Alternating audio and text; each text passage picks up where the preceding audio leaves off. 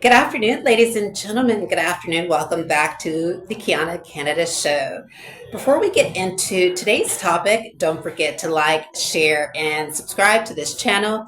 What it does is it pushes videos like this up in the algorithm. It tells the algorithm that videos like this are important. But we must be reminded that just because videos like this are not pushed up in the algorithm, that is not an indication that videos like this are not important. Ladies and gentlemen, there's going to be a few stories that we're going to cover this afternoon. The first story is Ezra Klein's interview with Corey Robin. Ireland's International Appeals Tribunal, they're lacking staff, and we're going to get into why that could be. And the surveillance of journalists here in Northern Ireland. That's right, surveillance. And Ireland, the Republic of Ireland, is facing significant headwinds when it comes to human rights, and we are going to get into all that. Before we do, how is your afternoon? Mine is going great. The sun is out. There's sun of splendor. This is quite different from the last few days where it was overcast and it was raining all day. And so this was, for me, like, a breath of fresh air that just, I can't wait to get out and just enjoy the sun today. Now, this episode may or may not be a comte rendu of the topics that we are going to discuss today. I think that more so the Ezra Klein's interview with Corey Robin will be, but the other issues are just going to be a summary, summarizing these issues that we are going to be talking about. So let's go ahead and get into that. Klein and Robin, they discussed the Red Scare back in 1919, 1920. And in this interview, Robin discloses that there were two Red Scares, with the 1946 Red Scare being more successful than the first. When I was doing some research about this topic, I actually saw three Red Scares. But of course, in this interview, Robin only mentions two. And if you are unfamiliar with the Red Scare, it occurred when U.S. officials became paranoid about alleged communist subversion happening within the United States. Now, this was not completely, a figment of their imagination. As Robin states, wasn't completely hallucinatory. He goes on to say that there were some legitimate incidents that took place that was of concern.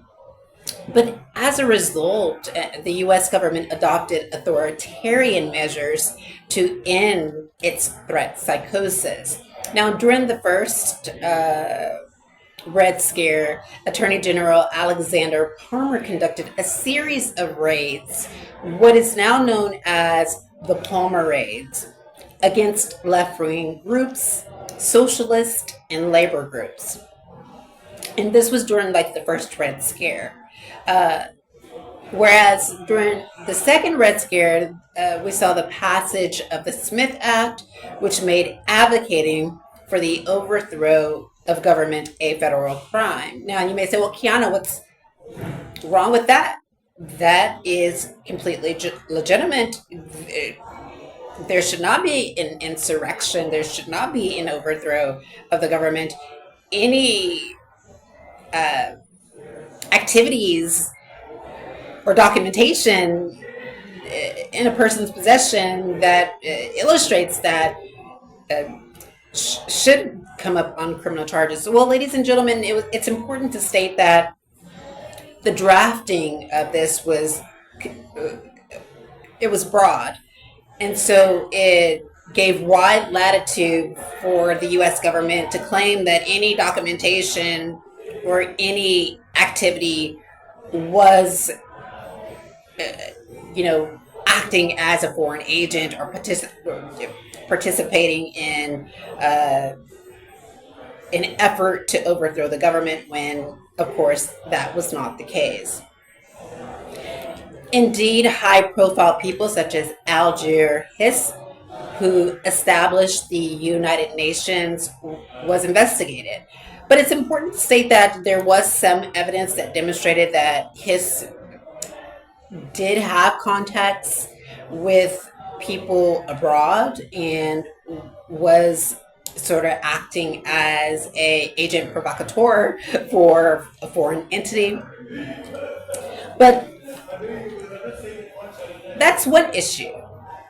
Another issue is that U.S. paranoid increased during the third Red Scare, where the government, what it did, ladies and gentlemen, is that it ruined the careers of many people, blacklisted them, and barred them from employment.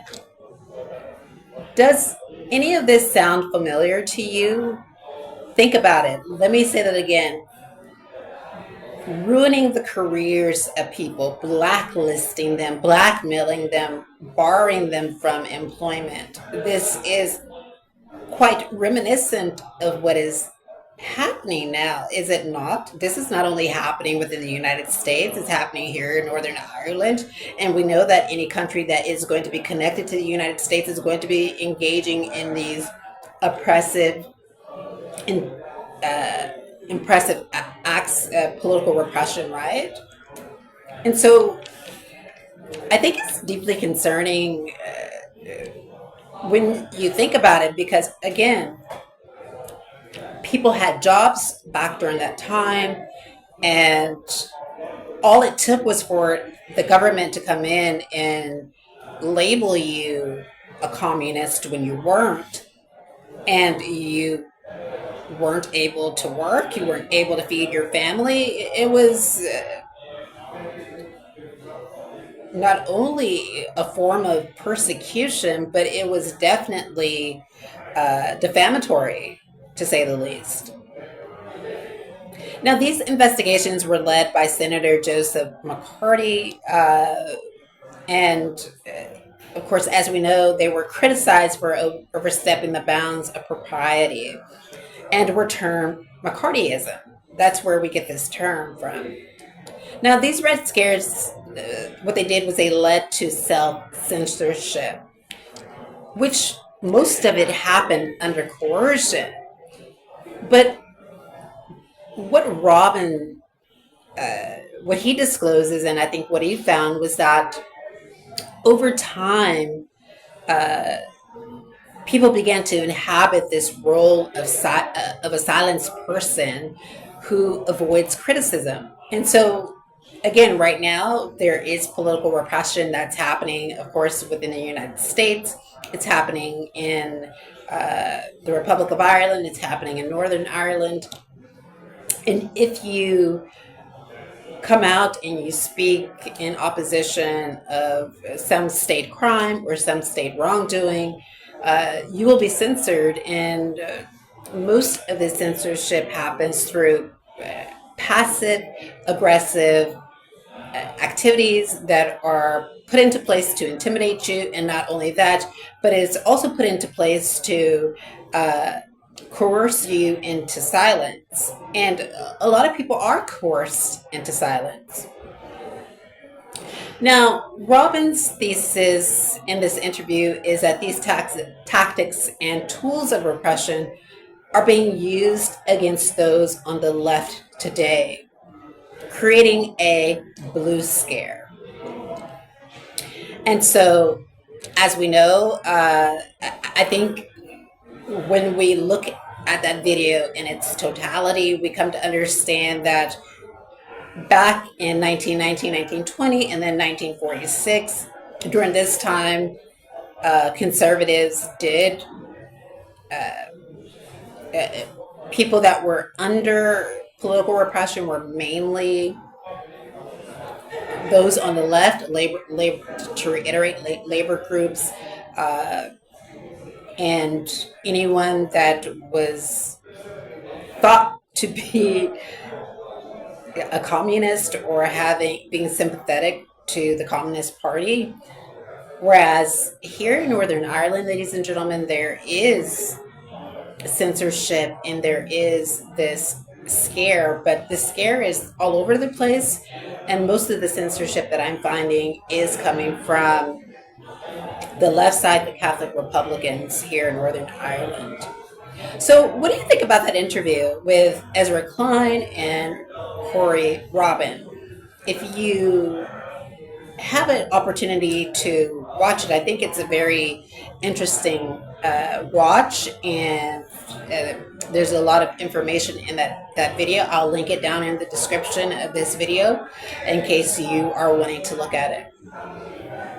The next story, ladies and gentlemen, is the CJEU, the Court of Justice for the European Union, holds Ireland responsible for its human rights violations. So Ireland failed to provide 2 asylum seekers with housing, and it only gave them 25 euros, arguing a lack of accommodation.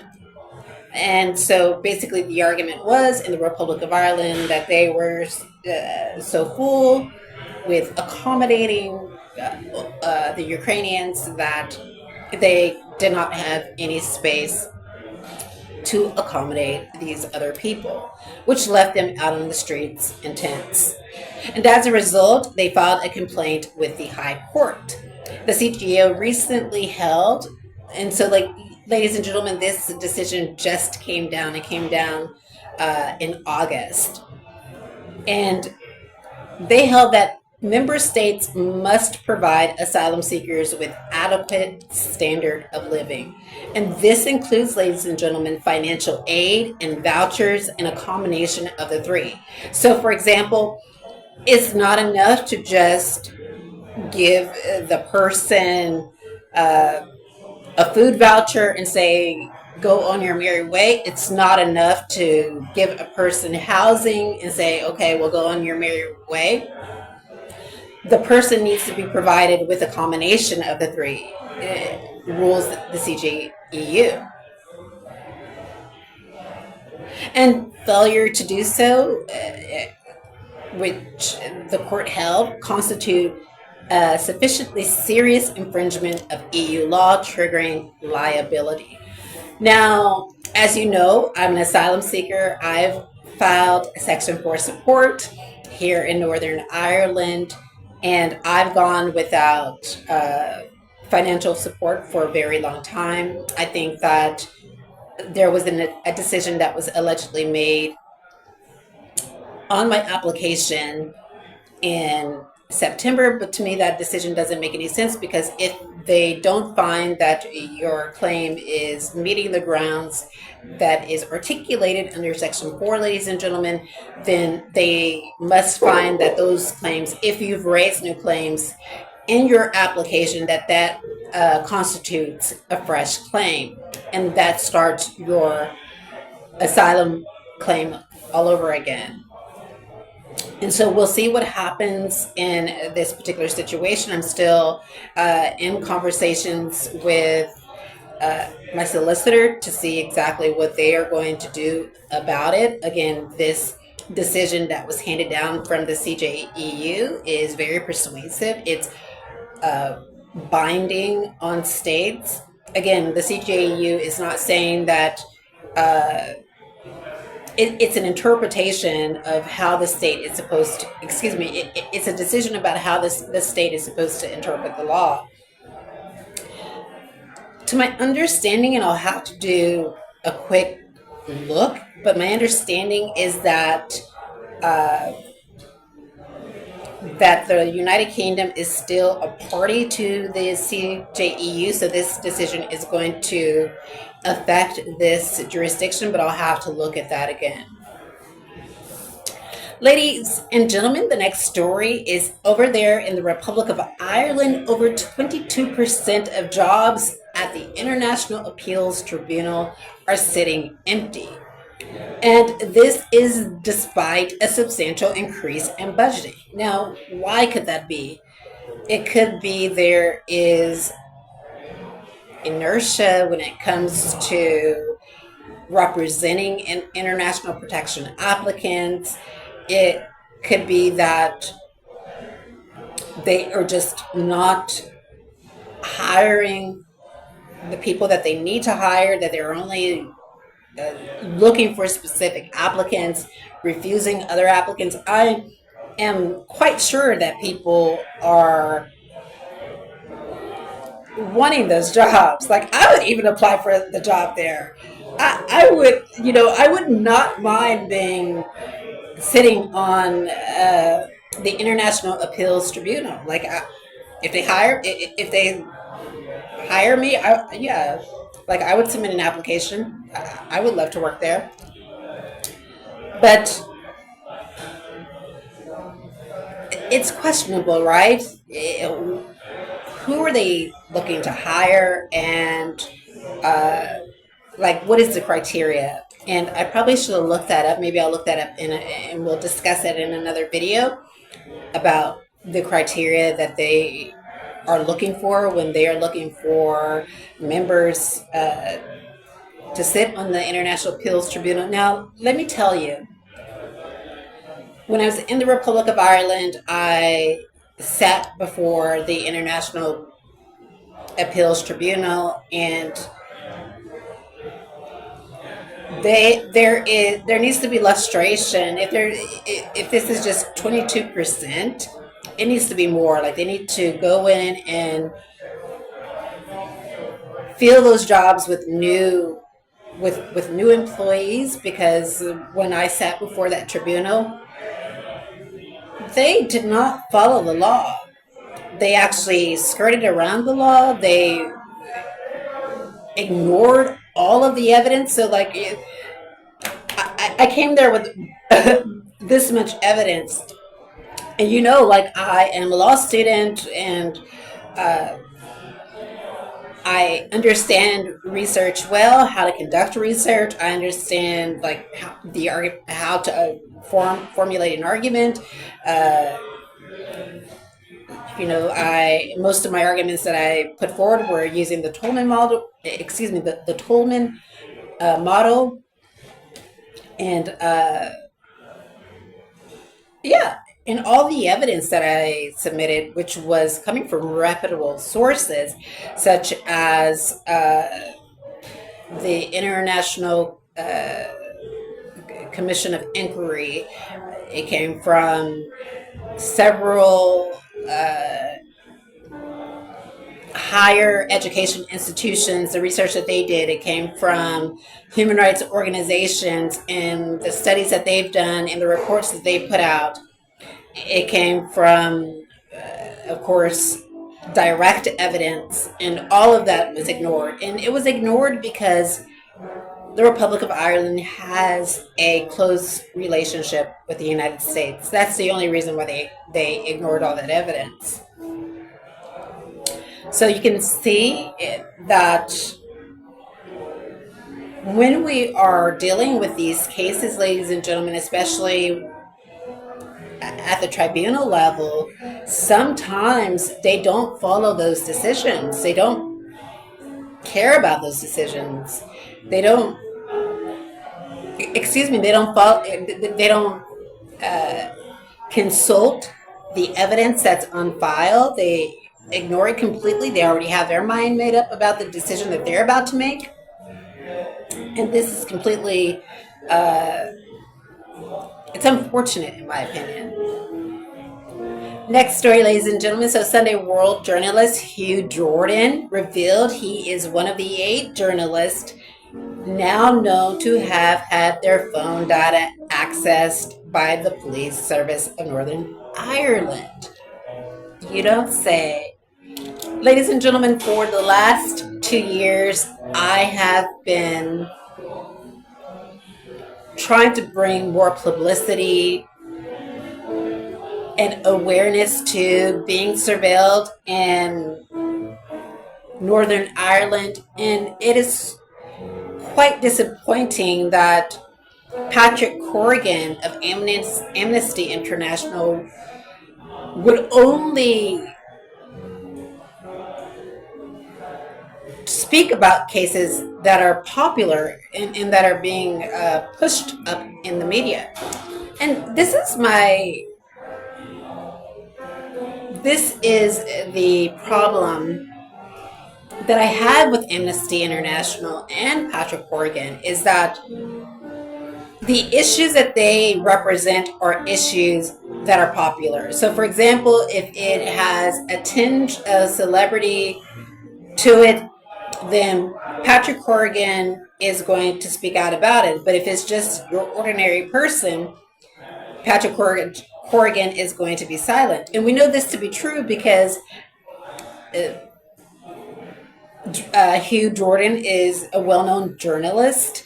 The two journalists that were surveilled, that actually, I forget the book that they wrote, but they came to speak at Queen's University, Trevor, and I forget the other one's name, but they came to speak at the university. They were able to partner with a very high-profile documentarian who actually published a documentary on the surveillance that they experienced here in Northern Ireland. And so, of course, Patrick Horgan is going to bring awareness to those issues because it's already in the media. And of course, these are Irish people that are being surveilled. And we know that when we look at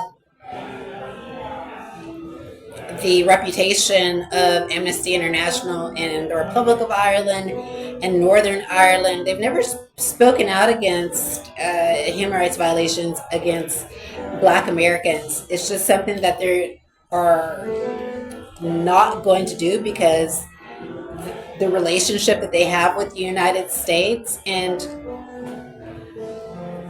it raises an important question as to whether or not, it raises an important question as to how they define injustice and how they define justice. In the Republic of Ireland, now we're going back there, Abolish direct provision posted, the minister is sending deportations letter to asylum seekers after disclosure that law firms are refusing to take their case. Now, this is not a new phenomenon, ladies and gentlemen. There is solicitors both in the South and in the North that are refusing to take cases of asylum seekers. This could be for a number of reasons. I know that some law firms are completely staffed with, that are like they have an abundance of cases, like they have large caseloads. But what's disappointing is that some law firms are just turning away asylum seekers based on ethnicity, based on nationality, based on political opinion. And I guess we can see this happening within the Republic of Ireland.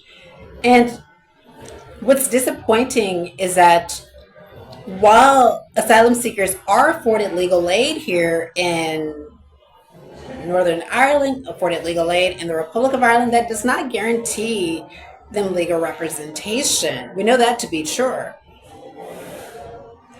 And what is also disconcerting is that solicitors, they have a prerogative as to whether or not they'll take cases from specific asylum seekers. And that leaves asylum seekers to rely on barristers. Now, there is disinformation and misinformation being being circulated and disseminated across several platforms, and even being circulated by law firms that individual persons can't approach a barrister. And that is not true. So if you are not aware, there is the cab rank rule. The cab rank rule, it goes something like this. So it comes from the cabs, people like hailing a cab.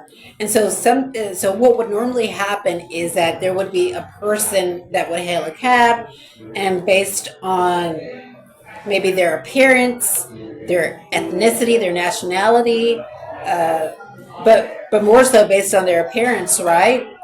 Cabs would often pass up those people and pick up somebody else. And so the cab rate rule goes something like this: is that you can't pass up a person because you don't like their case, you don't like them, you don't like their nationality, you don't like their ethnicity, you don't like their political opinions.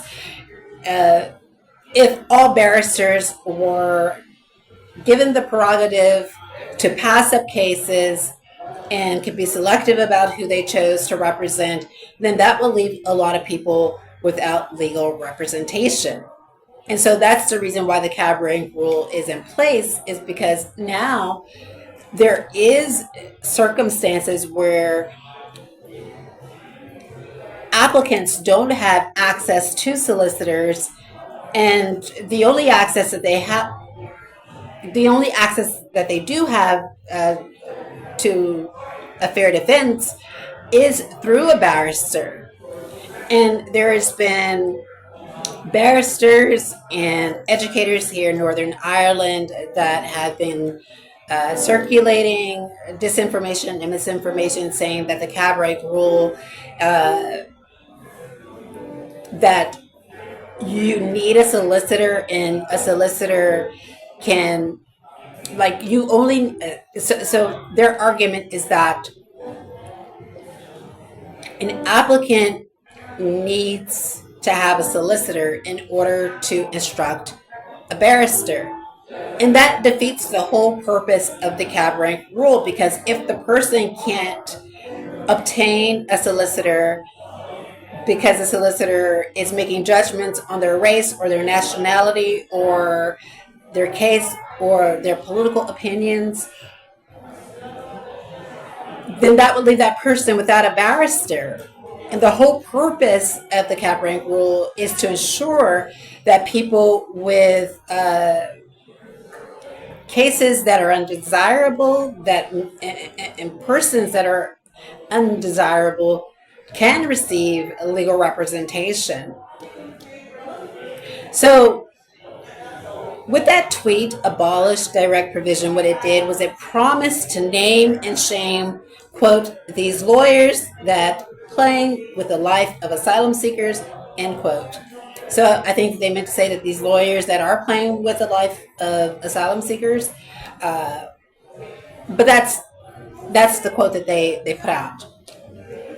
So they said this naming and shaming, this is going to take place next month, and we'll see what names that they put out there into the ether and they disclose. There has, according to Abolish direct provision, been massive protest at these law offices in the Republic of Ireland. And so what it sounds like to me, ladies and gentlemen, is that the Republic of Ireland will be headed back to the High Court on another human rights violation. Because, again, you have a right to a fair defense. You have a right to legal representation. This is, of course, in the 1951 Convention. And it is also within the regulations of the United Kingdom, the regulations of the European Union. It's within several decisions of the European Court of Human Rights. So it will be interesting to see, like, who will be taking this case to the High Court and what this case will be about. And there you have it, ladies and gentlemen. What do you think? Do you think that United States, America, is facing a blue scare? Do you think that people on the left in the United States are coming under political repression? And what do you think about Ireland's the CJEU's decision related to Ireland derogating from its responsibility to provide accommodation, financial support, and vouchers to asylum seekers. Do you think that the CJEU made the right decision? I do. And what about that case or that publication about the International Appeals Tribunal sitting empty? Why do you think that there are empty seats within the Appeals Tribunal? And what about Northern Ireland, the police service of Northern Ireland surveilling journalists? And why do you think Amnesty International is not speaking out against other independent journalists, such as myself and other people that are undergoing surveillance? Why is Amnesty International only speaking out against cases that are being popularized in the media?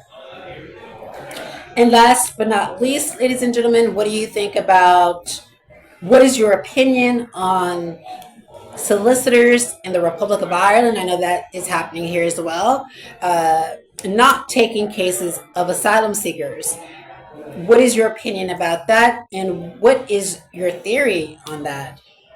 And do you agree with Abolish direct provision that they should name and shame these law firms that are leaving asylum seekers to work on their cases by themselves without legal representation? And in your opinion, do you think that the Republic of Ireland is headed back to the High Court because of this human rights violation? It's all something that I want to know. And there you have it, ladies and gentlemen. We'll talk to you next time. Bye-bye.